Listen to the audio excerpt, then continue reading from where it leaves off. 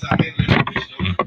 Cool na cool siya kasi. Parang normal din lang. I live like a day-to-day basis. At the moment, kung ano yung hinihingi ng araw na yun, yun ang binibigay ko.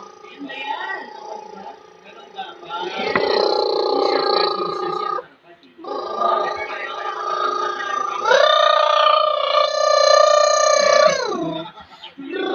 Celebration ni Mr. Steve sa special musical offering at Gen Z. Di ba? Kasi dito, Gen Z na lang kaya ng Gen Z. Eh, kasi paano, alam niyo, pag sa Gen Z, Gen, ano na, Alpha, Beta, Omega, Omega. Wala na akong sasaluhan. Yun ang salita ko. Ang Gen Z ay, naisip ng mga producers, Generation Kayabyab.